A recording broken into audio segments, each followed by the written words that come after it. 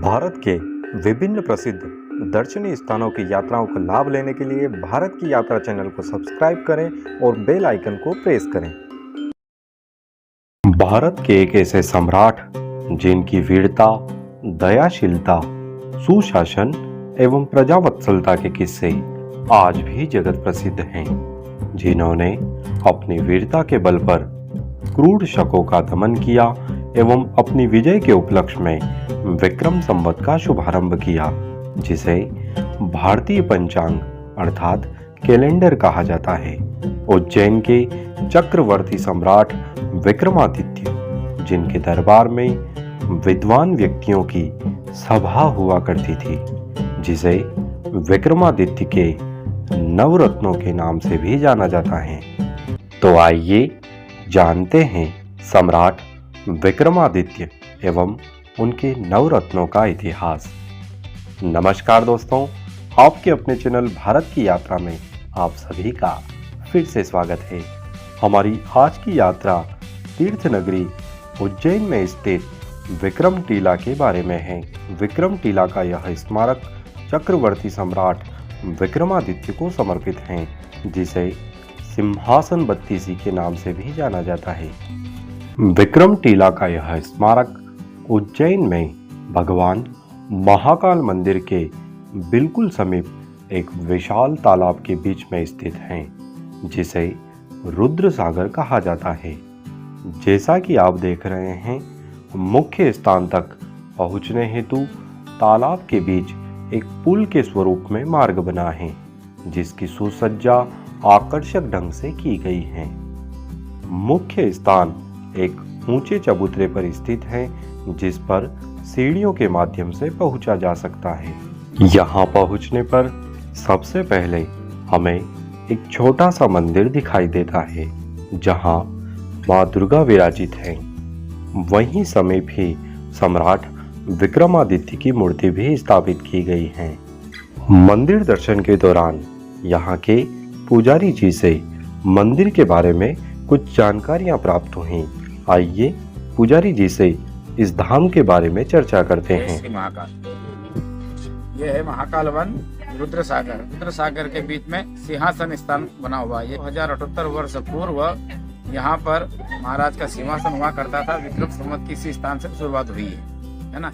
यह जगह है माँ भगवती के आशीर्वाद से राजा विक्रमादित्य ने यहाँ बैठ करके न्याय प्रारंभ किया है, जो हमारे हिंदी सनातन धर्म में विक्रम संवत जाना जाता है ना। जीवन मरण परण की जितनी भी धार्मिक गतिविधि है महाराजा विक्रमादित्य के नाम से ही सिद्ध होती है, जिसको अपन विक्रम संवत के नाम से मनाते हैं। यह विक्रम संवत सनातन धर्म हिंदू धर्म पर्व के अनुसार गुड़ी पड़वा चैत्र मास शुक्ल पक्ष की प्रतिपदा के दिन से प्रारंभ होता है, जो 9 संवत्सर के रूप में मनाया जाता है ना। यह स्थान वही है जहाँ पर महाराज विक्रमादित्य ने बैठ करके न्याय किया था। आइए अब यहाँ के मुख्य आकर्षण की ओर बढ़ते हैं, जो है यहाँ स्थापित विक्रमादित्य की तांबे से बनी विशाल प्रतिमा। जैसा कि आप देख रहे हैं, सम्राट विक्रमादित्य की यह प्रतिमा अति विशाल है, जिसकी ऊंचाई लगभग 30 फीट है।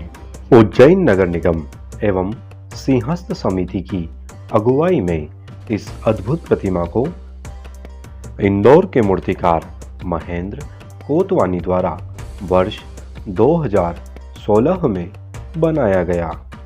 यह प्रतिमा महान सम्राट विक्रमादित्य के शौर्य एवं उनके महान व्यक्तित्व का सूचक है। सम्राट विक्रमादित्य एक आदर्श राजा थे, जिनकी प्रजा सुखी, समृद्ध एवं साम्राज्य वैभव संपन्न था। सम्राट विक्रमादित्य को चक्रवर्ती सम्राट की उपाधि प्राप्त है। उन्होंने शकों को पराजित कर ईसा के जन्म के 57 वर्ष पूर्व ही विक्रम संवत प्रारंभ करवाया था। विक्रम संवत पूर्णतः वैज्ञानिक दृष्टिकोण पर ग्रहों की स्थिति एवं गणना के ऊपर आधारित पंचांग है। सम्राट विक्रमादित्य का साम्राज्य अति विशाल क्षेत्र में फैला था, जिसकी राजधानी उज्जैनी हुआ करती थी। इनके दरबार में विद्वानों का विशेष आदर था। सम्राट विक्रमादित्य के दरबार में अलग अलग विषयों के 9 प्रकांड विद्वान रहा करते थे, जिन्हें विक्रमादित्य के नवरत्न कहा जाता था। विक्रमादित्य की इस विशाल प्रतिमा के पास ही नवरत्नों की मूर्तियां भी स्थापित हैं।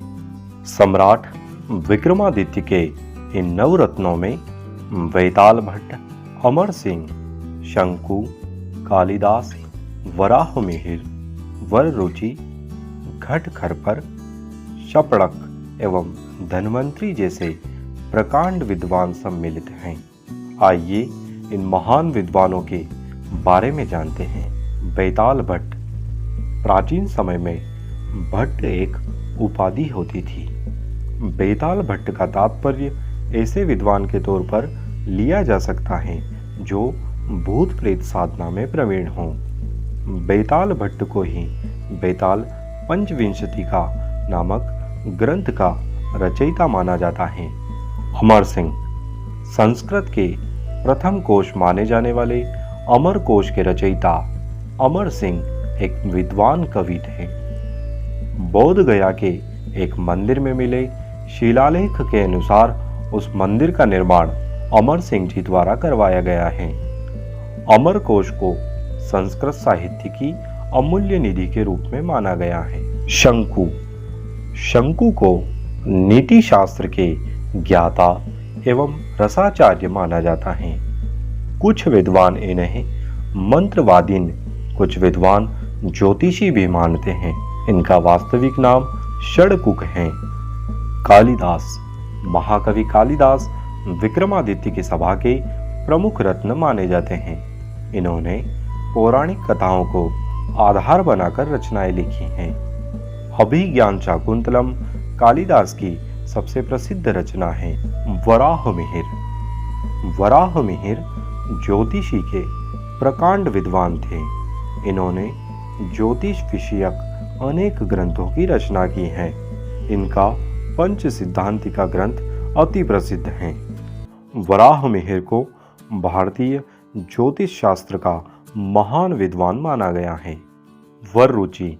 वररुचि एक तीक्ष्ण बुद्धि के महान विद्वान थे। इन्होंने पत्र कौमुदी नामक ग्रंथ की रचना की थी। कथा सरित सागर के अनुसार वररुचि का दूसरा नाम कात्यायन था। इनका जन्म कौशाम्बी के ब्राह्मण कुल में माना गया है। घटखरपर। इनका वास्तविक नाम अज्ञात रहा है। इन्हें यमक रचनाओं के लिए जाना जाता है। कहा जाता है कि इनकी प्रतिज्ञा थी कि जो कवि इन्हें यमक रचना में पराजित कर देगा, उनके यहाँ यह घड़े के टुकड़े से पानी भरेंगे। इसी कारण इनका नाम घटखरपर रखा गया। शपड़क। जैन साधुओं के लिए शपड़क शब्द का प्रयोग होता है। मुद्रा राक्षस में शपड़क के वेश में गुप्तचरों की स्थिति भी बताई गई है। इनके प्रमुख ग्रंथ भिक्षाटन और नानार्थ कोश माने गए हैं। धन्वंतरी। प्राचीन काल में वैद्यों को धन्वंतरी कहा जाता था। हमारे साहित्य में 3 धन्वंतरी के साक्ष्य मिलते हैं। शल्य चिकित्सा में पारंगत वैद्य धन्वंतरी की उपाधि को धारण करते थे। तो इस तरह हमने महान चक्रवर्ती सम्राट विक्रमादित्य के इन विद्वानों अर्थात नवरत्नों के संक्षिप्त परिचय को जाना। ईसा के जन्म के 57 वर्ष पूर्व ही विक्रम संवत के सूत्रधार एवं नवरत्नों के प्रणेता महान सम्राट विक्रमादित्य का इतिहास लगभग भुला दिया गया और उसके स्थान पर ईस्वी वर्ष की सर्वमान्यता एवं अकबर के नवरत्नों की शिक्षा हमारे अज्ञानता एवं मूर्खता की परिचायक है, जो इतिहास के साथ छेड़छाड़ की धूर्तता का परिणाम है। सचमुच यह स्थान अपने आप में अति विशिष्ट है, जिसका अपना एक ऐतिहासिक महत्व है। आइए अब हम परिसर के नीचे की ओर चलते हैं। यहाँ नीचे की ओर भैरव बाबा विराजित हैं, जिनके सम्मुख श्वान की मूर्ति स्थापित की गई है। सिंहासन बत्तीसी का यह परिसर बड़े आकर्षक ढंग से सुसज्जित हैं। यहाँ परिक्रमा करते हुए कई जानकारियाँ पढ़ने को मिलती हैं। इस स्थान का भ्रमण करते हुए आप सचमुच भारत के उस वैभवशाली विद्वता को महसूस करेंगे जिसके कारण ही भारत को सोने की चिड़िया कहा गया था।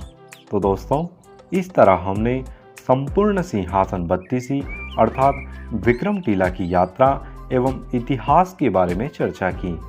तो आइए सम्राट विक्रमादित्य के इस दिव्य स्थान एवं उनके विद्वान नवरत्नों का ज्ञान जन जन तक पहुंचाएं। वीडियो को पसंद आने पर शेयर एवं चैनल को सब्सक्राइब जरूर करें। मिलते हैं नई यात्रा में नए स्थान पर। तब तक के लिए जय हिंद, जय भारत, जय हो सम्राट विक्रमादित्य की।